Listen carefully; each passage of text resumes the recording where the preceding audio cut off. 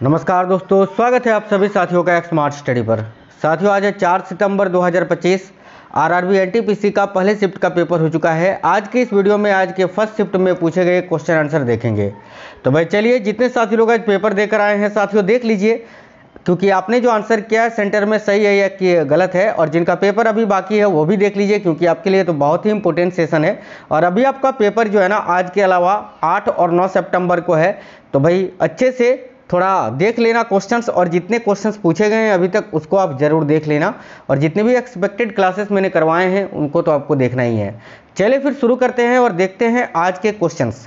जैसे कि एक क्वेश्चन तो ये आपसे पूछा था, भारतीय संविधान की 8वीं अनुसूची में कितनी भाषाएं शामिल हैं।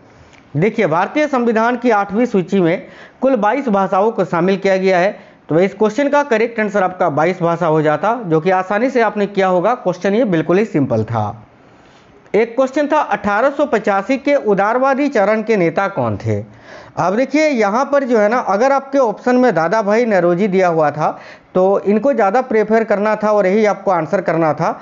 हालांकि मैं आपको बता देता हूं कि 1885 के उदारवादी चरण के नेताओं में दादा भाई नौरोजी, फिरोज शाह मेहता, सुरेंद्र नाथ बनर्जी, गोपाल कृष्ण गोखले, डब्ल्यू.सी. बनर्जी, डी.ई. वाचा और रास बिहारी बोस जैसे नेता शामिल थे। तो ऑप्शन में इनमें से कोई भी आपको दे सकता है, लेकिन ज़्यादातर ये क्वेश्चन जब पूछा जाता है तो ऑप्शन में आपको दादा भाई नौरोजी देखने को मिलता है, जो कि आंसर आपका होगा। और मुझे लगता है आज भी यही आपको ऑप्शन में दिया होगा। आप लोग कमेंट बॉक्स में बता सकते हैं ऑप्शन में क्या था। एक क्वेश्चन था, कुटीर उद्योगों के बारे में संविधान के किस अनुच्छेद में चर्चा की गई है, या कुटीर उद्योगों का संबंध भारतीय संविधान के किस अनुच्छेद से है।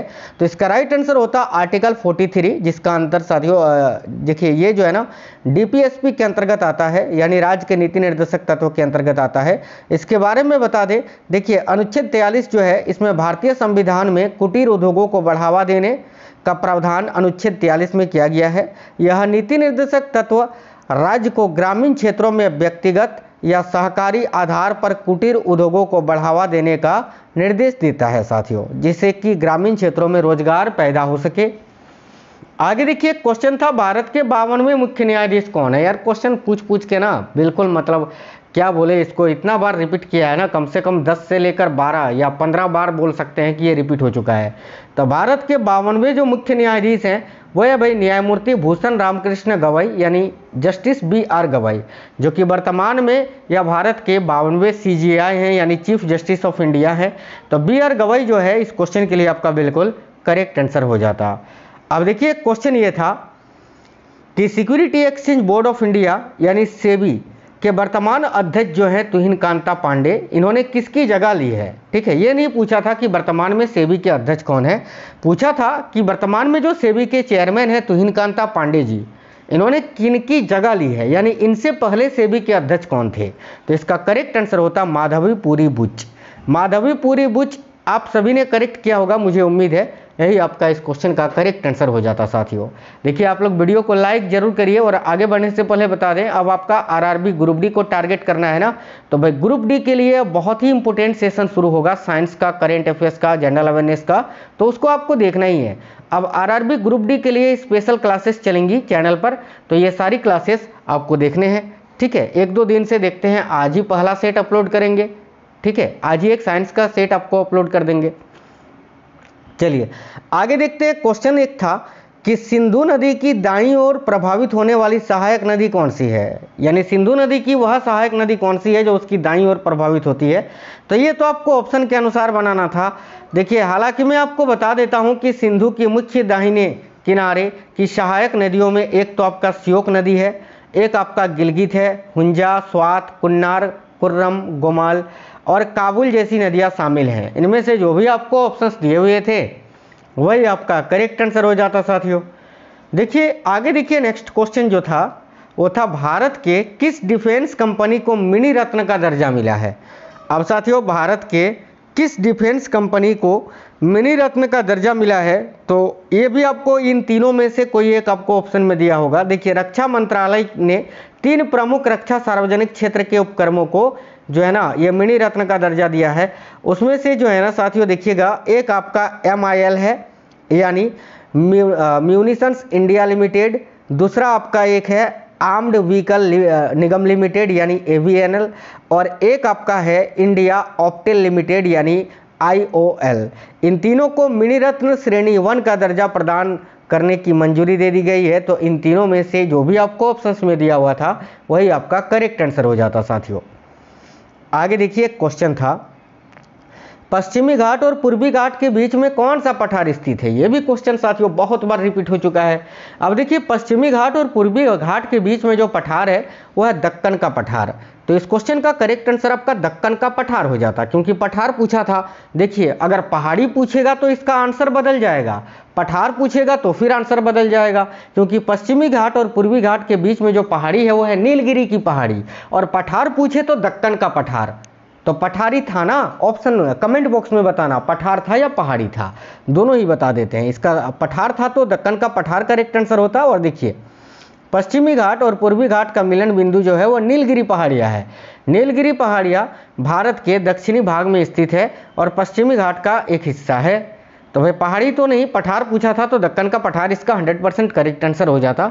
चलिए आगे बढ़ते हैं। एक क्वेश्चन था, भारतीय संविधान में अनुच्छेद 280 का संबंध किससे है। कितनी बार मैंने पढ़ाया है, अभी एक्सपेक्टेड क्लासेस में भी कितनी बार कराया है कि साथियों अनुच्छेद 280 के अंतर्गत वित्त आयोग का गठन किया जाता है। तो इसका करेक्ट आंसर होता भारत के वित्त आयोग के गठन से संबंधित है अनुच्छेद 280। सिंपल क्वेश्चन था, ये भी आसानी से आपने कर लिया होगा। देखिए इसके बारे में, अनुच्छेद 280 जो है इसमें राष्ट्रपति द्वारा वित्त आयोग के गठन का प्रावधान किया गया है, जो केंद्र और राज्यों के बीच करों के वितरण और वित्तीय संसाधनों के आवंटन पर सिफारिशें देता है। ठीक है, देखिए आगे नेक्स्ट क्वेश्चन, एक पुरापाषाण काल का टाइमलाइन आपसे पूछा था, समय अवधि क्या है।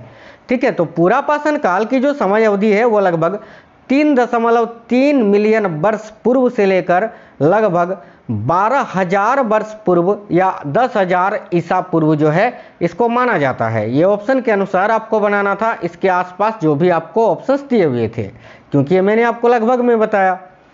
आगे देखिए, एक क्वेश्चन था, पुलित्जर अवार्ड 2025 किसे दिया गया और किस बुक के लिए दिया गया। तो भाई किसे दिया गया, तो देखिए इसका करेक्ट आंसर होता पर्सिवल एवरेट को दिया गया है। ठीक है, उनके उपन्यास जेम्स के लिए, और अगर जेम्स उपन्यास नहीं था तो यहाँ पर शायद ट्रीस करके कुछ दिया होगा आपको। ठीक है, तो वही आपका करेक्ट आंसर होता। तो फिर अगर जेम्स अगर आपके ऑप्शन में था और देखिए पर्सिवल एवरेट तो था ही, तो यही आपका करेक्ट आंसर हो जाता साथियों। ठीक है, क्योंकि पुलित्जर पुरस्कार 2025 में कथा साहित्य के लिए पर्सिवल एवरेट को उनके उपन्यास जेम्स के लिए दिया गया है पुलित्जर पुरस्कार। आगे देखिए क्वेश्चन था कि प्रधानमंत्री नरेंद्र मोदी को 22वां ग्लोबल अवार्ड कौन सा दिया गया, यानी जो विदेशों से सम्मान दिया जाता है मोदी जी को। मैंने अभी करंट अफेयर्स वाले क्लास में कितना पढ़ाया है कि साथियों रिदिनाद, टोबेगो, फिजी, रूस, सभी देशों से जो है ना, घाना, इन सभी से अभी 2025 में इनको सम्मानित किया गया है। तो 22वां जो ग्लोबल अवार्ड है मोदी जी का वो कौन सा था। तो देखिए इसका करेक्ट आंसर होता साथियों मिथ्रा विभूषण, जो कि श्रीलंका के द्वारा दिया गया था। यह मिथ्रा विभूषण जो है यही मोदी जी का 22वां अंतर्राष्ट्रीय पुरस्कार है। तो भाई मिथ्रा विभूषण इस क्वेश्चन का करेक्ट आंसर होता। देखिए मिथ्रा विभूषण पदक से सम्मानित किया गया मोदी जी को, यह किसी विदेशी राष्ट्र द्वारा प्रधानमंत्री मोदी को प्रदान किया गया 22वां अंतर्राष्ट्रीय पुरस्कार है, और यह पुरस्कार जो है ये श्रीलंका के द्वारा दिया गया था। तो भाई यही आपका करेक्ट आंसर होता साथियों मिथ्रा विभूषण। चलिए नेक्स्ट क्वेश्चन देखते हैं। क्वेश्चन था, भारत के किस राज्य में या कहाँ कोंकणी भाषा बोली जाती है।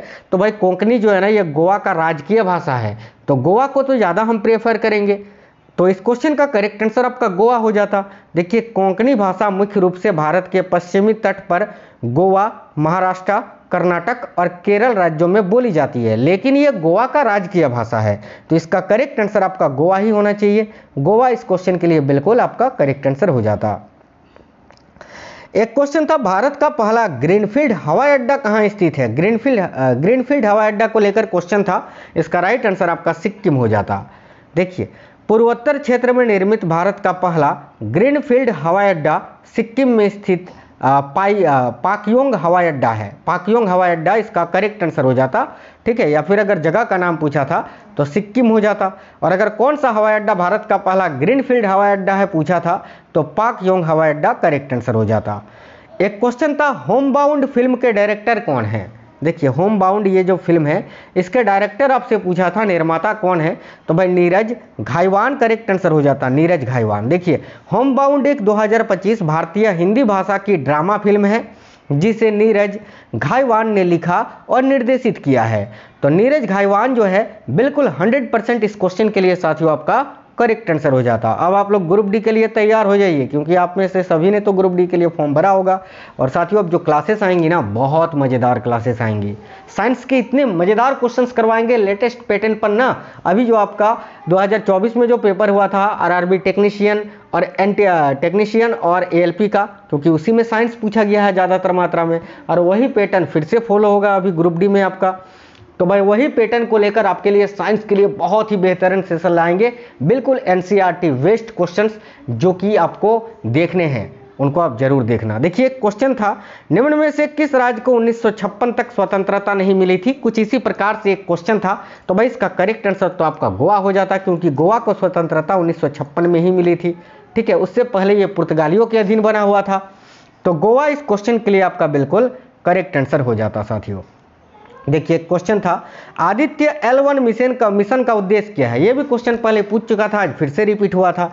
देखिए आदित्य L1 मिशन का उद्देश्य अगर हम एक लाइन में बोले तो ये सूर्य की ऊपरी परतों का अध्ययन करने वाला एक भारत का मिशन है। देखिए सूर्य का अध्ययन करना है, जिसमें क्रोमोस्फीयर और कोरोना जैसी सौर ऊपरी वायुमंडलीय परतों की गतिशीलता, तापमान और चुंबकीय क्षेत्र का अवलोकन करना इसमें शामिल है।